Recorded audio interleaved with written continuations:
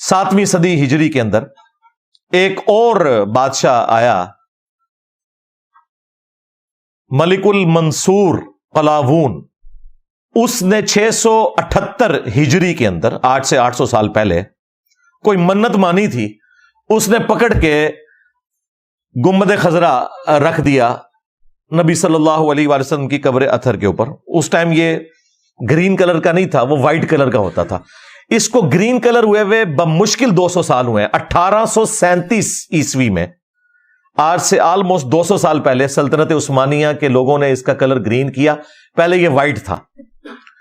اور یہ گنبد بھی نبی علیہ السلام کی وفات کے 650 سال بعد رکھا گیا. یہ 7ویں صدی ہجری مسلمانوں کے لیے ایک سمجھ لیں 2 بڑی بدعتیں جو انہوں نے جاری کی امت کے اندر.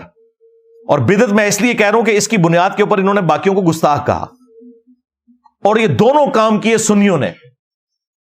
میں نے اپنی کسی پرانی ویڈیو میں یہ بیان کیا تھا کہ یہ جو گنبد ہے یہ شیعہ حاکم نے رکھا تھا، تو اس پہ پھر میں نے اسی وقت رجوع ریکارڈ کروایا تھا کہ وہ شیعہ حاکم نہیں تھا، وہ بھی یہ ایوبی ڈائنسٹی کا ہی مملوک امپائر کا ایمپرر تھا، ملک المنصور. یہ دونوں کام سنیوں نے کیے. میں مروجہ میلاد کا سلسلہ شروع کرنا، اب شیعہ نے بھی ادھار لے لیا ہے سنیوں سے، وہ بھی کر رہے ہیں. اور دوسرا یہ گنبد خضرا رکھنا، حالانکہ نبی علیہ السلام کے زمانے سے پہلے، آپ کی پیدائش سے بھی 35 سال پہلے آیا صوفیہ کا گنبد بنا ہوا ہے. یہ جو استنبول کے اندر آیا صوفیہ جو اب اردوغان نے کھول دیا ہے اور وہاں کھول دیا ہے، اور وہاں پہ جمعے کی نماز بھی ہوتی ہے اور عام دنوں میں میوزیم، یہ نبی علیہ السلام کی پیدائش سے بھی 35 سال پہلے کا بنا ہوا ہے. کتنا بڑا گنبد ہے، یعنی ٹیکنالوجی موجود تھی. حضرت عمر کے دور میں آج کے اربوں ڈالرز جزیہ ملتا تھا رومن امپائر سے مسلمانوں کو. وہ تو سونے کا گنبد بنا کے قبر رسول پہ رکھ سکتے تھے. ان کو تو کسی کے دماغ میں یہ بات نہیں آئی ہے یہ کوئی نبی علیہ السلام کی عزت افزائی ہے کہ یہاں پہ گنبد رکھے. انہیں پتا تھا، صحیح مسلم میں حدیث ہے، میں تمہیں منع کرتا ہوں قبروں کو پکا کرنے سے، قبروں پر عمارت بنانے سے اور قبروں پر بیٹھنے سے. وہ اس کو نبی علیہ السلام کی گستاخی شمار کرتے تھے. اور سیم یہی گستاخی شمار کی گئی جب پہلی دفعہ گنبد رکھا گیا، اور جس بندے نے مشورہ دیا تھا وہ کچھ عرصے بعد معزول ہو گیا. تو لوگ یہ باتیں کرتے تھے کہ اس سے سزا ملی ہے جو اس نے الٹے کام کا مشورہ دیا تھا. اور آج اس کے اوپر بات کریں تو گستاخ رسول کہتے ہیں آپ کو. میرے سوا تو کسی کی جرت نہیں، وہ بھی کسی کی جرت نہیں کہ بات کر جائے، باقی تو شاہی کوئی نہیں. تو میں نے کہا خدا کے لیے دنیا میں جتنے مزارات نبی علیہ السلام کی مخالفت پہ بنائے گئے ہیں، اس کی بنیاد انہوں نے یہاں سے پکڑی ہے.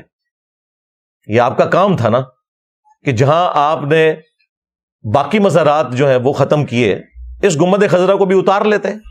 یہ توڑنے کی ضرورت ہی نہیں ہے، یہ اوپر رکھا ہوا ہے، یہ اتار لیں. نیچے حجرہ عائشہ موجود ہے، اس پہ میری تفصیلی ویڈیوز ریکارڈ ہیں، وہ پھر ٹاپک اور طرف چلا جائے گا. بہرحال 1926 کے اندر سعودی حکومت نے جو باقی مزارات تھے وہ سارے ختم کر دیے جو بقی غرقد میں تھے. اور سب سے بڑا کام جو انہوں نے کیا کہ 400 سال تک جو امت کی جمعیت کو آٹومانم امپائر نے توڑا، خانہ کعبہ میں 4 مصلے ڈالے ہوئے تھے انہوں نے. ویسے کہتے ہیں چاروں امام حق پہ ہیں، اگر چاروں حق پہ ہیں تو مصلے 4 کیوں ہیں؟ ساروں کے ایک کے پیچھے پڑھو. چلو 4 مصلے تھے، فجر کی نماز سارے حنفیوں کے پیچھے پڑھ لو، ظہر کی سارے شافیوں کے پیچھے. نہ پیرلل میں 4 جماعتیں کرواتے تھے 1517 سے لے کے 1917 تک.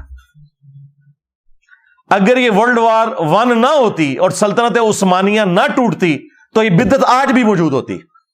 اس ورلڈ وار کا ایک فائدہ امت کو ہو گیا کہ وہ بدعت اٹھ گئی، اور اب ایک مسلح وہاں پہ.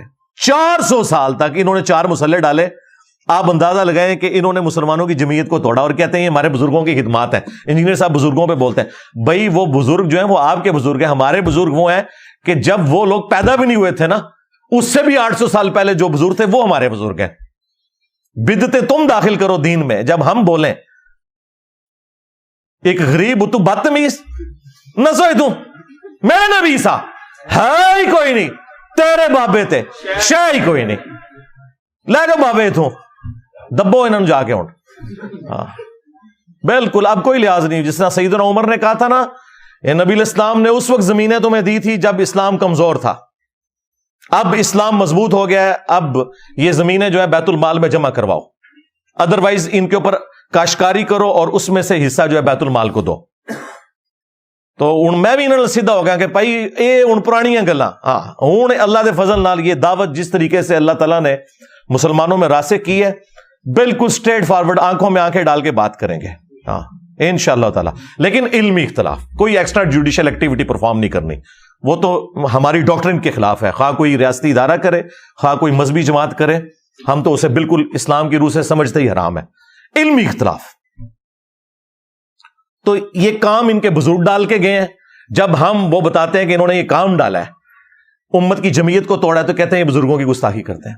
تو میلاد کا بھی سلسلہ 800 سال پہلے شروع کیا انہوں نے. بھائی اس سے پہلے لوگ میلاد کس طرح مناتے تھے؟ وہ صحیح مسلم میں حدیث ہے 2750 انٹرنیشنل نمبرنگ کے مطابق، نبی صلی اللہ علیہ وآلہ وسلم پیر کا روزہ رکھا کرتے تھے. پوچھا کہ آپ کیوں رکھتے ہیں؟ تو فرمایا فیہ ولدت وفیہ انزل علیہ، اس دن میں پیدا ہوا اور اسی دن مجھ پر پہلی دفعہ وحی نازل ہوئی. تو نبی صلی اللہ علیہ وآلہ وسلم جشن قرآن اور جشن ولادت مصطفیٰ صلی اللہ علیہ وآلہ وسلم ہر سال نہیں، ہر مہینے نہیں، ہر ہفتے منایا کرتے تھے پیر کا روزہ رکھ کے. اور انہوں نے لنگر چک کے رکھا ہوتا ہے. نبی علیہ السلام روزہ رکھتے تھے، یہ لنگر نو دب کے رکھتے ہیں. ہاں باپا جانی نے وہ 12 ربیع الاول کا روزہ شروع کروایا، الیاس قادری صاحب نے. وہ بھی 12 ربیع الاول کا روزہ نہیں ہونا چاہیے، منڈے کا روزہ. تو وہ تو ہر ہفتے ہی رکھا جائے، اچھی بات ہے، چلیں ربیع الاول میں ہی رکھ لیں ولادت کی خوشی منانے کے لیے. تو یہ ہے آفیشل طریقہ. وہ لوگ پوچھ رہے ہوتے ہیں پھر اسی کے کریے سرکار، اے کرو نہیں اور کیا کریے، اور اے کرو کہ اس دن انجینئر صاحب کی ویڈیوز لگا کے بیٹھ جاؤ تاکہ پتہ چلے کہ جو ہستی دنیا میں آئی تھی ہماری منجی بن کے، ہادی بن کے، نجات دہندہ بن کے، جن کے ساتھ ہماری آخرت کی ہمیشہ کی کامیابیاں جڑی ہوئی ہیں، وہ امت کو دے کے کیا گئی ہیں، وہ انجینئر صاحب آپ کو بتائیں گے کہ مرنے سے پہلے اے مسلمان کر لے اس پہ غور، کتابوں کا خدا اور ہے، بابوں کا خدا اور، کتابوں کا پیمبر اور ہے، بابوں کا پیمبر اور. اگرچہ وہ سارے بابے اسی خدا رسول کے ماننے والے تھے، بلکہ کرسچنز، جیوز اور ہندو بھی اسی خدا کو مانتے ہیں، لیکن ہمیں اختلاف کیا ہے کہ کتابوں کی تعلیمات کے مطابق ماننا ہے، بابوں کی تعلیمات کے مطابق نہیں ماننا. اسی تو ہم یہ عرض کر رہے ہیں بار بار کہ میرے نبی سا ہے ہی کوئی نہیں، بابے تھے شے ہی کوئی نہیں. آج سے آلموسٹ 22 سال پہلے کی بات ہے، 22-23 سال، 2001 کی بات ہے. اس زمانے میں نے جو ربیع الاول کی لائٹنگ کا سامان ہے نا، کوئی 1-1.5 لاکھ روپے کا بنایا ہوا تھا، وہ میرے گھر میں رکھا ہوا تھا، تنخواہیں جوڑ جوڑ کے.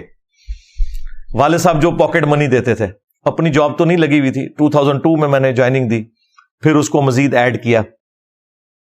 تو وہ میلاد کا سامان پھر بعد میں ہم نے اس میں سے کچھ چیزیں یہاں پہ بھی استعمال میں لے کے آئے ہیں، صحیح جگہ بھی استعمال ہو گئی ہیں الحمدللہ. تو اب ہم تو پوری نیک نیتی کے ساتھ یہ معاملہ کر رہے تھے. یقین کریں ہمیں کبھی یہ وہم بھی نہیں آیا تھا کہ ہم یہ جو کچھ کر رہے ہیں یہ نبی علیہ السلام کی خوشنودی کا کام نہیں ہے، وہ تو دین ہی کوئی اور ہے.